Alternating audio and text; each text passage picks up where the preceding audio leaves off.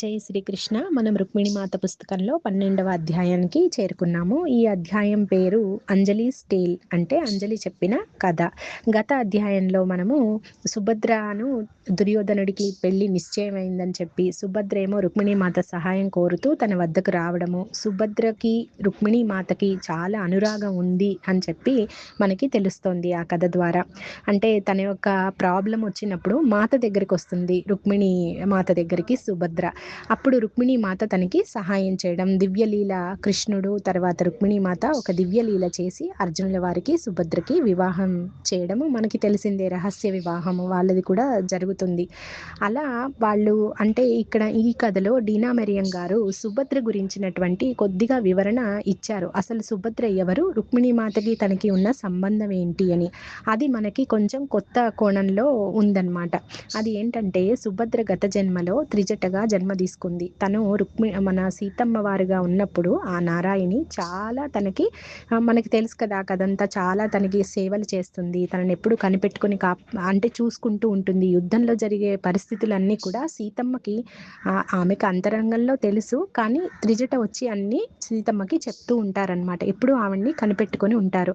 అందుకని ఆ యొక్క గురుభక్తికి, ఆ యొక్క భక్తికి మెచ్చి రాముల వారు సీతమ్మ తనకి ఒక చిన్న వరం ఇస్తారనమాట. ఏంటంటే నెక్స్ట్ జన్మలో వచ్చినప్పుడు తను వాళ్ళ దగ్గరే ఉండేలాగా, అంటే వాళ్ళతో అనుబంధంగా ఒక చెల్లిగా ఒక సోదరిగా తనకి జన్మ ఇస్తాను, అంటే జన్మకి తనకి వరం లాగా ఇస్తారనమాట రాముల వారు.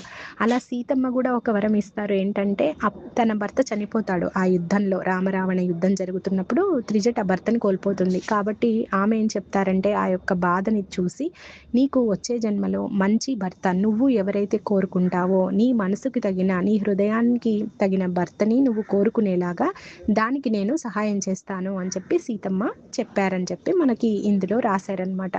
అలా మళ్ళీ రుక్మిణి మాత సుభద్ర వచ్చినప్పుడు ఈ విధంగా అర్జునుల వారితోటి వివాహం జరిగింది.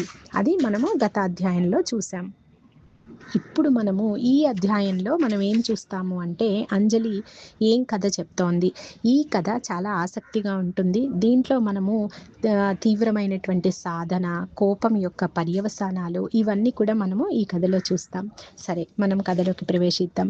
ఇలా అంబ బయట సంగతులన్నీ చెప్పి వెళ్ళిపోతుంది. తర్వాత కొన్ని రోజుల తర్వాత మళ్ళీ అంబ వస్తుంది. వాళ్ళ భర్తని దుర్యోధనుడు పిలిచాడని హస్తినాపూర్ తను ఒక వారం రోజుల పాటు వెళ్ళాలని చెప్పి ఆయన వెళ్ళిపోవడంతో కూతుర్ని తీసుకొని ఇక్కడికి వస్తుంది అనమాట. కాశినీని తీసుకొని సుజాత దగ్గరికి వస్తుంది. వాళ్ళు ఎప్పటిలాగే వాళ్ళ గదిలో వాళ్ళ బెడ్స్ని షేర్ చేసుకుంటారు. కాశినీయను ఈశాను కింద పడుకొని ఉంటారు. అప్పుడు తను సుజాత చూసి అంటుందన్నమాట, ఇంకా మన పిల్లలు పెద్దవారు అవుతున్నారు, ఇంకా ముందు ముందు మనం వాళ్ళని ఇలా పడుకోబెట్టలేమేమో అంటుంది. ఎందుకంటే ఈశాను కాశినీ కన్నా కొద్దిగా చిన్నవాడైనా కాశినీతో సమానంగా వాడు పెరుగుతూ ఉంటాడనమాట. అందుకని అప్పుడు అంబ అంటుంది గంభీరంగా, తను ఒకసారి అలా మొహం పెట్టి అంటుంది, లేదు, కాశిని ఎప్పుడో నిర్ణయించుకుంది తను పెద్ద అయిన తర్వాత ఈశాన్నే పెళ్లి చేసుకుంటానని అని. వెంటనే సుజాత షాక్ అయిపోతుంది. ఇది ఎలాగా, వాళ్ళిద్దరి మధ్య స్నేహం ఉందని తెలుసు, మన ఇద్దరి మధ్య స్నేహం ఉంది, మనం అర్థం చేసుకుంటాం, కానీ నువ్వేమో క్షత్రియురాలివి, మరి నేనేమో వేరే వర్ణానికి చెందిన దానిని, ఇది ఎలా సాధ్యం అంటుంది సుజాత. అప్పుడు అంబ అంటుంది, మాత మనకి ఎన్ని చెప్పారు వర్ణ వ్యవస్థ గురించి, వర్ణ వ్యవస్థ అన్నది మనకి లేదు కదా, మనం మాత సృష్టించిన రాజ్యంలో వర్ణ వ్యవస్థ లేదు అంటుంది. కానీ ఈ భవంతి నుంచి బయటికి వెళ్తే నేనంటే ఇక్కడే ఉంటాను, నువ్వేమో బయట ఉంటావు కదా, బయట ప్రపంచంలో, మరి అది ఎలా సాధ్యమో, కుటుంబాల మధ్య గొడవలు అయిపోతాయి, ఈశాన్ని మళ్ళీ ఏదైనా ప్రాబ్లం వస్తుందన్నట్టుగా తను అంటుందన్నమాట సుజాత. అప్పుడు ఇంకా సుజాత అంటుంది, లేదు, అవన్నీ ఆలోచనలు వద్దు, మనకి పిల్లలకు కూడా వద్దు, నీతో నాకు ఈ బంధం చాలు, ఈ స్నేహ బంధం నాకు ఈశానికి చాలా గొప్ప వరం, ఇంతవరకు చాలు, ఇంతకు మించి మేమేమి కోరుకోము అని చెప్పి సుజాత అంటుంది. అప్పుడు అంబ అంటుంది, ఇదేమి నేను చెప్పింది కాదు, నా ప్రోత్సాహం కాదు, అది తనకు తానుగా నిర్ణయం తీసుకున్న విషయం, అది తనే నిర్ణయించుకుంది, కాశినియే, తెలీదు తన భవిష్యత్ ఎలా ఉంటుందో అంటూ అంబ చెప్తుంది. అంబకి ఇంకొకటి కూడా ఉంది చెప్తుంది ఏంటంటే తను సాధారణమైన బాలిక కాదు, ఎలా ఉండబోతోందో భవిష్యత్తు అన్నది కూడా తన యొక్క ఆలోచన. కొద్దిగా బాధ కూడా ఉంది తనకి ఎట్లా జరుగుతుంది అని. అప్పుడు సుజాత అంటుంది, అంటే ఏంటి సాధారణ బాలిక కాదని నువ్వు ఎప్పుడు అంటావు, నాకు తెలుసు తను చాలా దూరదృష్టి ఉంది, తను చాలా తెలివైంది, ఏ నిర్ణయం తీసుకున్నా చాలా బాగా నిర్ణయించుకుంటుంది అని నాకు తెలుసు, కానీ నువ్వు ఎందుకు అట్లా అంటావు అని చెప్పి తను అంటుంది. అప్పుడు తను చెప్తుందనమాట, తనకి కొన్ని రకాల సామర్థ్యాలు ఉన్నాయి, అంటే సిద్ధులు లాంటివి. మనం చూడలేనివి తను చూడగలదు, మనం వినలేనివి తను వినగలదు, భవిష్యత్తుని కూడా తను చెప్పగలదు అంటూ తన బిడ్డ గురించి, కాశిని గురించి చెప్తుంది. తను ఎవరితోనూ సరిగా బయట ఎక్కువగా కలవలేదు. తన ఈ శక్తి సామర్థ్యాల వల్ల తను ఎక్కువ కలవలేదన్నమాట. చాలా మౌనంగా ఉంటుంది. ఇక్కడికి వస్తేనే ఈశాన్తో పాటే తను చాలా చలాకీగా ఉంటుంది అని అంటుంది. సుజాతకు కూడా తెలుసు, కాశిని ఈశాన్ దగ్గరికి వచ్చినప్పుడు వాళ్ళిద్దరూ చాలా గంటలు గంటలు మాట్లాడుకోవడము, గంటలు గంటలు కనపడకుండా వెళ్ళిపోతూ ఉంటారనమాట వాళ్ళు పక్కకి చర్చల కోసం. ఇలా వాళ్ళది జరుగుతూ ఉంటుంది.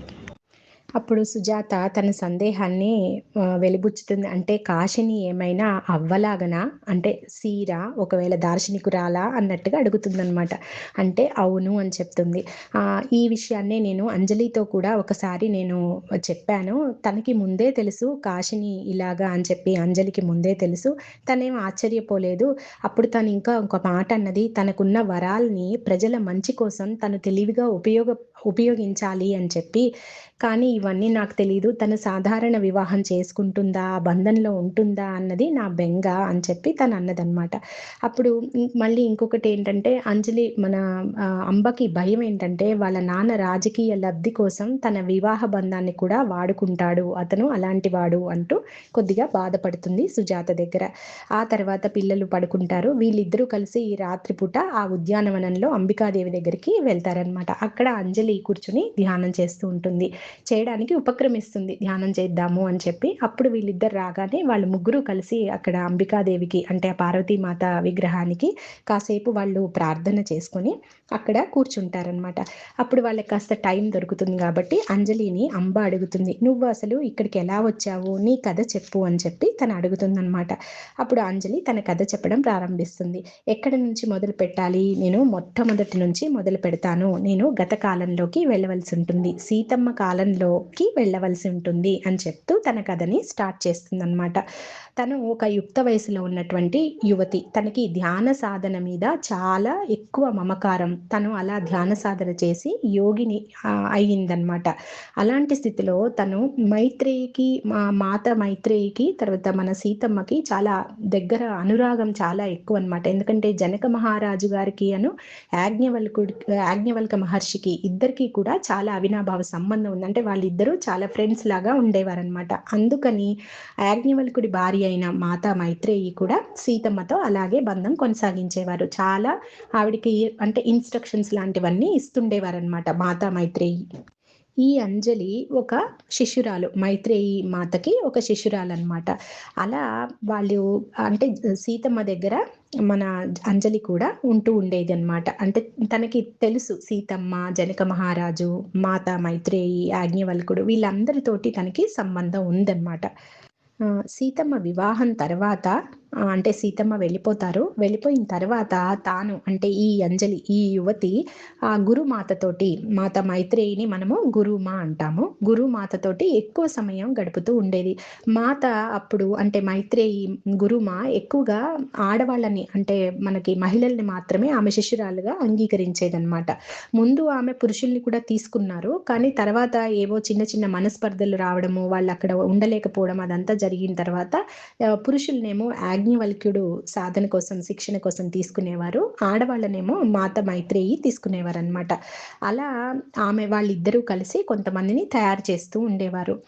ఈ జనక మహారాజు ఒకసారి పవిత్ర ప్రేమ అనే అంశం మీద చర్చ పెట్టారనమాట. ఆ చర్చకి చుట్టుపక్కల రాజ్యాల నుంచి చాలా మంది రాజుల్ని, ఇలా యాజ్ఞవల్క మహర్షిని, మాతా మైత్రేయిని అందరినీ ఆహ్వానించారు. అక్కడ జరిగిన చర్చలో మాతా మైత్రేయి చాలా అద్భుతంగా ఆ యొక్క వివరణ ఇచ్చారు వాళ్ళిద్దరూ కలిసి. అంటే మహర్షి మాత. ఇద్దరు కలిసి ఇచ్చినప్పుడు ఆ దగ్గరలో ఉన్నటువంటి ఒక రాజ్యంకి సంబంధించిన రాజు చాలా ఆయన ఎక్కువ ఆకర్షితుడవుతాడనమాట. మాత మైత్రేయి యొక్క సంభాషణ, ఆమె యొక్క చర్చ, వివరణ ఇవన్నీ ఆయనకి నచ్చి తను ఆమెకి శిష్యుడవ్వాలి అని చెప్పి అతను కోరుకుంటాడు. కానీ మాత మాత్రం తిరస్కరిస్తారు. ఎన్నిసార్లు అతను ప్రయత్నించినా మాత మాత్రం అతన్ని శిష్యుడిగా తీసుకోవడానికి అంగీకరించరు.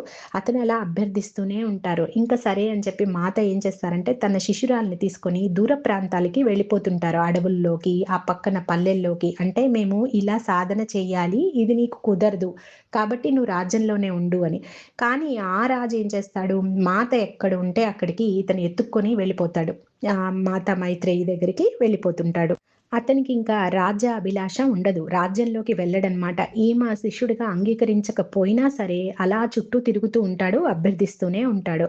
మాతకి దివ్య దృష్టిలో తెలుస్తుంది అక్కడ రాజు యొక్క భార్య, బిడ్డ ప్రమాదంలో ఉన్నారు. ఎందుకంటే రాజు పట్టించుకోవడంలే గదా!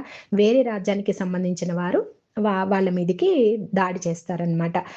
ఆమెకి ఈ విషయం తెలిసి, గురుమాకి ఈ విషయం తెలిసి రాజుని వెళ్ళిపోమ్మంటుంది. కానీ అతను మాత్రం అస్సలు ససేమిరా ఒప్పుకోడు. అలా ఆ రాణిని ఆ అమ్మాయి ముందే, అంటే ఆ యువరాణి ముందే, రాజు యొక్క కూతురు ముందే, కూతురునేమో బలాత్కారం చేసేస్తారు దుండగులు. ఆ రాణినేమో తన కళ్ళ ముందే చంపేస్తారనమాట. ఈ విషయము తెలిసిన తర్వాత ఈ అంజలి అక్కడే ఉంటుంది కదా గురుమా పక్కనే, అంజలి జీర్ణించుకోలేకపోతుంది. ఇతనికి ఎన్నిసార్లు చెప్పినా ఇలా వస్తున్నాడు. దీని యొక్క ఎఫెక్ట్, అంటే దీని యొక్క బాధ మళ్ళీ గురుమా కూడా పడాల్సి ఉంది. ఎందుకు ఇతను ఎన్నిసార్లు చెప్పినా వెళ్ళట్లేదు అని చెప్పి తనకి కొంత కోపం వస్తుంది. అలా ఒకసారి అలాగే వస్తుంటాడు. ఇది జరిగినా కూడా ఆ రాజు వెనక్కి వెళ్ళడనమాట. కొంత బాధపడినా వెళ్ళడానికి అతనికి మనసు ఒప్పదు. ఇంకా ఇక్కడే శిష్యరికం చెయ్యాలి అన్నది అతని కోరిక. ఇక లాభం లేదని చెప్పి అంజలి ఆ బాధని తట్టుకోలేక, గురుమా కూడా బాధపడతారు ఇతను వినట్లేదు అని చెప్పి, ఎన్నిసార్లు చెప్పినా వస్తున్నాడు అని. ఆ బాధను చూసి గురుమాకి ఇంత క్షోభ తీసుకొస్తున్నాడు ఇతను అని చెప్పి ఆ కోపాన్ని తట్టుకోలేక అతన్ని శపిస్తుంది. ఏమని శపిస్తుంది, తన బిడ్డ ముందే తన తల్లిని చంపేశారు కదా, అలాగే నీకు కూడా నీ తల్లి చావుకి, నెక్స్ట్ జన్మలో నీ తల్లి చావుకి నువ్వు కారణం అవుతావు అని చెప్పి తను శపిస్తుంది. వెంటనే గురుమా అక్కడికి ప్రత్యక్షమవుతారు. ఏంటి అంజలి నువ్వు, అంటే అప్పుడు ఆమె పేరు ఏంటో చెప్పలేదు మనకి. ఏంటి నువ్వు ఎందుకు ఇలాగా శాపం ఇచ్చావు, ఎవరైతే శాపం ఇస్తారో వాళ్ళు కూడా పర్యవసానం అనుభవించవలసి వస్తుంది. కోపం చూసారా, ఆ కోపం తట్టుకోలేకపోయిందనమాట. తను ఇన్ని రోజుల ధ్యాన సాధన అంతా కూడా ఆ శాపానికి ట్రాన్స్ఫర్ అవుతుంది ఎనర్జీ అంతా. ఆ శాపం ఖచ్చితంగా సఫలీకృతం అవ్వవలసిందే, అది జరగవలసిందే. కానీ ఏమవుతుంది, ఎవరైతే శాపం ఇచ్చారో వాళ్ళు కూడా జన్మ తీసుకోవాల్సి ఉంటుంది ఆ యొక్క శాపంలో భాగంగా. కాబట్టి మీ ఇద్దరు వెళ్ళండి, మీరు జన్మ తీసుకోండి. ఆ టైం వచ్చినప్పుడు జన్మ తీసుకోండి. ఆ శాపం తీరిన తర్వాత నేను నిన్ను కలుస్తాను అని చెప్పి ఈ యువతికి, అంటే మన అంజలికి చెప్తారనమాట. ఆ తర్వాత తెలుసు కదా మనకి, మైత్రేయి మాత చాలా కఠినమైన శిక్షణ తన శిష్యురాలకి ఇస్తూ ఉంటారు. అదంతా కొంతవరకు తను నేర్చుకుంది కాబట్టి, అప్పటికి ఆ యువతి నేర్చుకుంది కాబట్టి ఆ సాధన చాలా కఠోరంగా, అంటే భౌతికంగా అసలు మనం ఊహించలేమంట. అంత కఠినంగా ఆ కొండల్లో, అడవుల్లో ఏకాంతంగా రాత్రనక పగలనక తను ఎక్కడో సాధన చేసి అక్కడే ఒంటరిగా ఆ కొండల మధ్యలోనే దేహాన్ని వదిలే సమయం వస్తుంది ఆ యువతికి. అప్పుడు సీతమ్మ కనపడి కొన్ని జన్మల తర్వాత నీకు శాప విమోచనం అవుతుంది, అప్పుడు నేను నీ గురువుని కలుపుతాను, బాధపడకు అని చెప్తుంది. అలా చెప్పి తర్వాత తను దేహాన్ని వదిలేస్తుంది. ఎవరు, మన అంజలి ఆ యువతిగా. అప్పుడు ఆ తర్వాత తాను మగవాడిగా ఒక మేల్ జన్మ తీసుకుంటుందన్నమాట. ఇంకా తన లోపల ధ్యాన కోరిక మాత్రం అలాగే ఉంటుంది. అంటే గురువు కోసం అన్వేషణ అలా సాగిస్తూనే ఉంటుంది.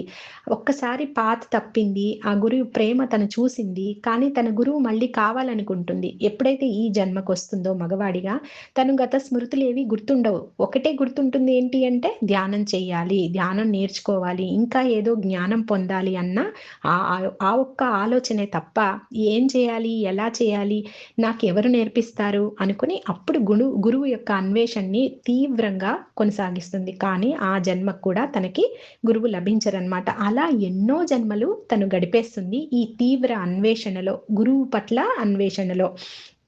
ఆ తర్వాత కొన్నాళ్ళకి ఒక మత్స్య రాజ్యంలో జన్మ తీసుకుంటుంది. క్షత్రియ కుటుంబంలో ఒక అమ్మాయిగా జన్మ తీసుకుంటుంది. అప్పటికి కూడా తనలో తీవ్రమైనటువంటి అప్పటికి కొన్ని జన్మలు అయిపోతాయి. అలా అన్వేషణలోనే అయిపోతాయి. ఈ జన్మలో కూడా సేమ్ అలాగే తీవ్రమైన తన తపన మొదలవుతుంది. తను సాధన చేసుకోవాలని, ఒక యోగినిగా ఒక స్థితికి వెళ్ళాలని, ఆ యొక్క ఏకత్వాన్ని అనుభవం చెందాలన్న తపన తనలో ఎక్కువుంటుందనమాట. అప్పటికి వాళ్ళ నాన్న తనకి పెళ్లి సంబంధాలు చూస్తుంటారనమాట. పెళ్లి నిశ్చయం చేయాలి అని చెప్పి. ఇంక అంతే. అక్కడితో తనకి ఆ పెళ్లి బంధంలో చిక్కుకోవడం ఇష్టం లేక, తన యొక్క ఉద్దేశ్యం వేరే కాబట్టి, తన యొక్క లక్ష్యం వేరే కాబట్టి, తను పారిపోతుంది. అక్కడ రాజ్యం నుంచి, ఆ మత్స్య రాజ్యం నుంచి పారిపోతుంది అడవిలోకి.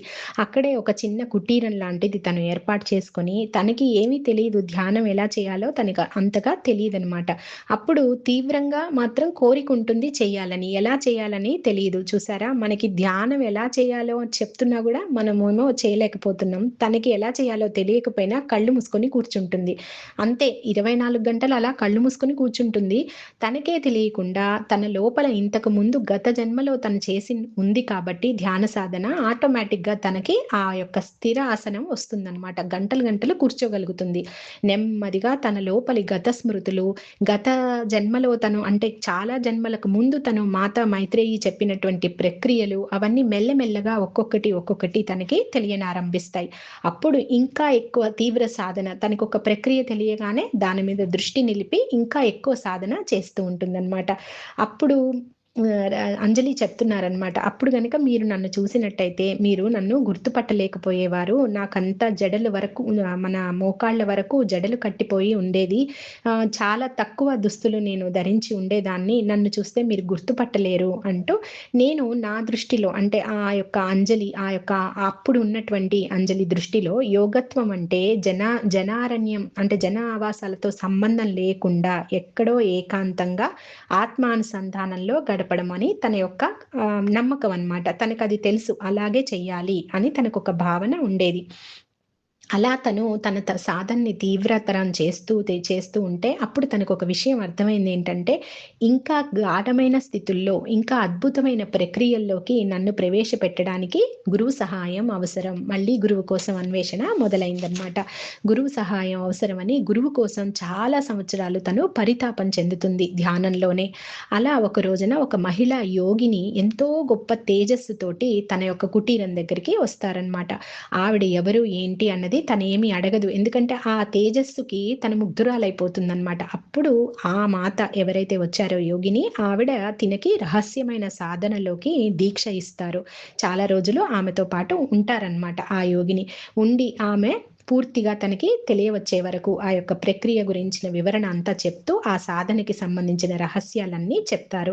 ఆమె ఎక్కడి నుంచి వచ్చిందో తెలీదు. ఎలా అంటే ఆమె పేరేంటో తెలీదు. ఈమె కూడా ఏమీ అడగదు. తన తపనంతా దీక్ష తీసుకోవడం, మళ్ళీ ధ్యానం చేయడం. అలా చెప్పిన తర్వాత ఒకరోజు తనకు తానుగా అదృశ్యమైపోతుందనమాట. అయితే ఈవిడ తనకి ఇంకా కొన్ని విషయాలు చెప్తారు. ఏంటి అంటే తన దేహాన్ని ఎక్కువ రోజులు ఉంచుకునే అంటే పునరుజ్జీవనం చేసుకునే శక్తిని తనకి ప్రసాదిస్తారు. తను అడుగుతుందనమాట. నేను మళ్ళీ పుట్టి, మళ్ళీ చనిపోయి ఈ యొక్క జ్ఞానాన్ని మరపుకి రావడము ఇవన్నీ వద్దు. నేను ఈ జన్మనే కొంచెం ఎక్స్‌టెండ్ చేసుకొని నా సాధన ముగించుకోవాలనుకుంటున్నాను అని చెప్పి తను అంటుంది. అప్పుడు ఆ యోగిని మాత ఎలా చేసుకోవాలో దానికి సంబంధించినటువంటి ప్రక్రియలన్నీ తనకి చెప్తారనమాట. అలా ఆ యొక్క యోగిని చెప్పిన దాని ప్రకారం తను మళ్ళీ ధ్యాన సాధనలో మునిగిపోతుంది.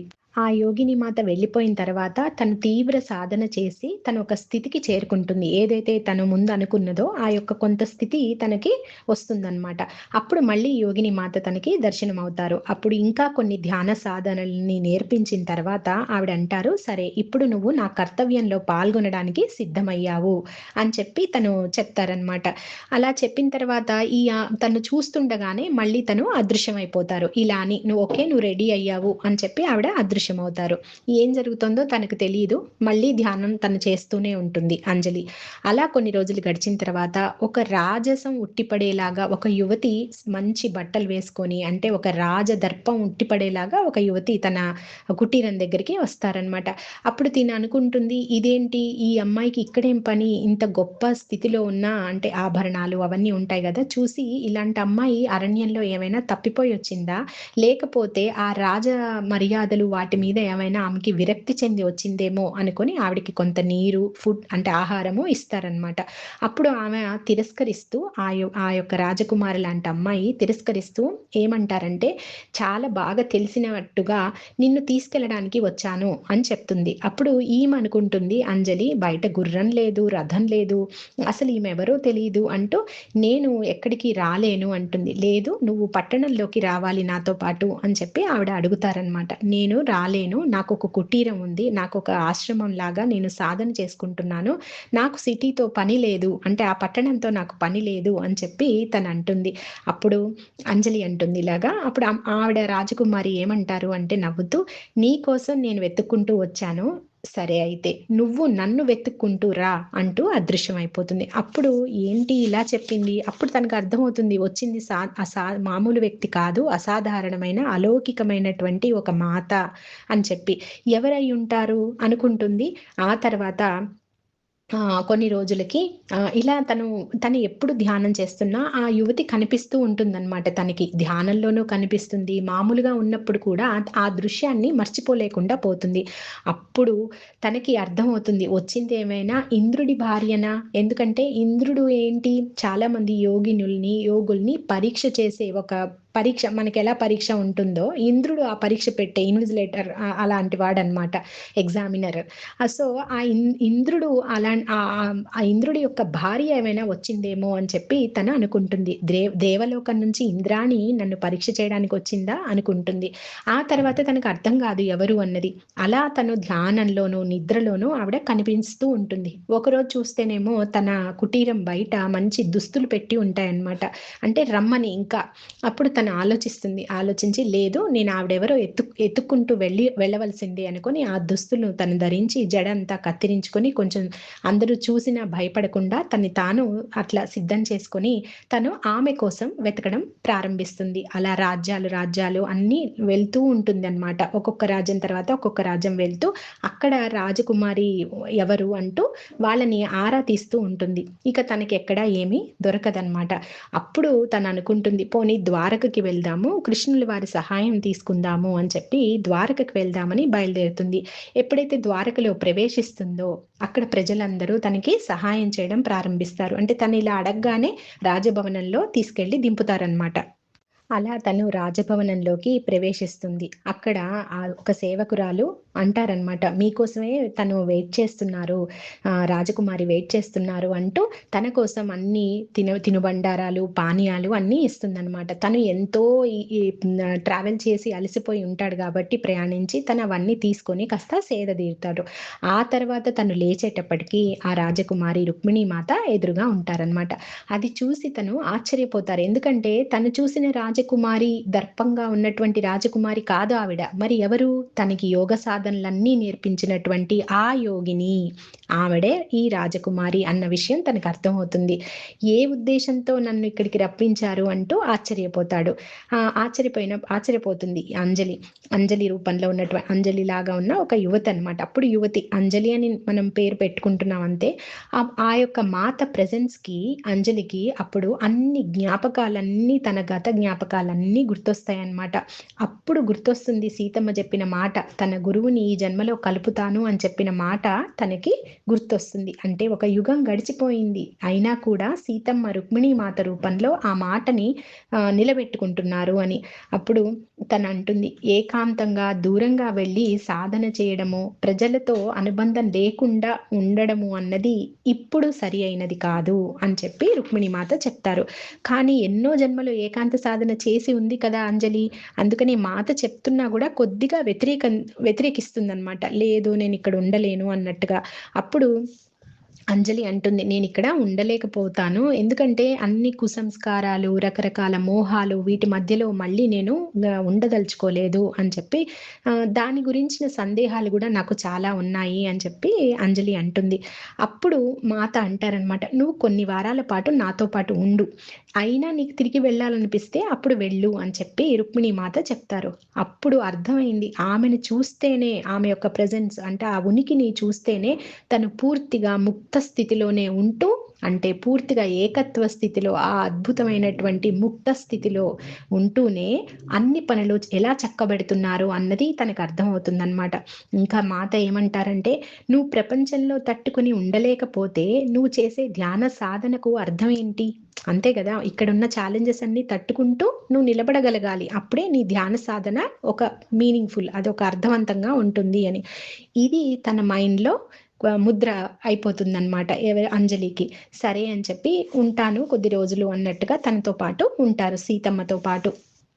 అప్పుడు ఆ కొద్ది రోజుల్లో ఎంత ధ్యానం చేసినా తనకి రాని స్థితి, అరణ్యాల్లో లభించని స్థితి ఏకాంతంగా, ఇక్కడ తనలో నెమ్మదిగా పరివర్తన సాగిందనమాట. అంటే బాగా ఇంప్రూవ్‌మెంట్ వస్తా ఉంటది తన ధ్యాన సాధనకి. అప్పుడు తనకు అర్థమవుతుంది తనలో లోపం ఏంటి అని. తనలో లోపం ఏంటి అంటే కారుణ్యము, దయ.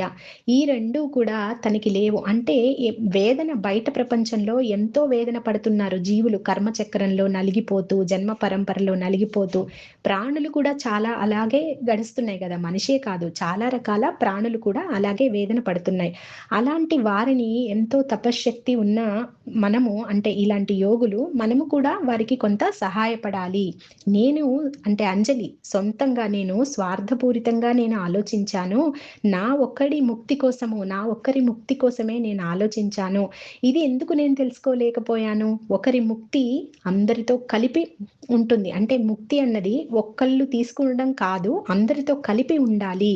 అప్పుడే దానికి సరియైన అర్థము అని చెప్పి నేనెందుకు తెలుసుకోలేకపోయాను అనుకుని, నేను కూడా ప్రపంచానికి నేను సహాయం చేయాలి. ప్రపంచాన్ని, ధ్యాన సాధనని విడిగా చూడరాదు అన్న విషయం తనకి అర్థమవుతుంది. అలా అంటే తాను కూడా ప్రపంచంలో అంతర్భాగమేనని, తన ముక్తి అందరితో పాటుగా జరగాలని తను భావిస్తుందనమాట. అలా తను కొంత ఎరుక నేర్చుకుంటుంది అమ్మ దగ్గర, మన రుక్మిణీ మాత దగ్గర ఉండి.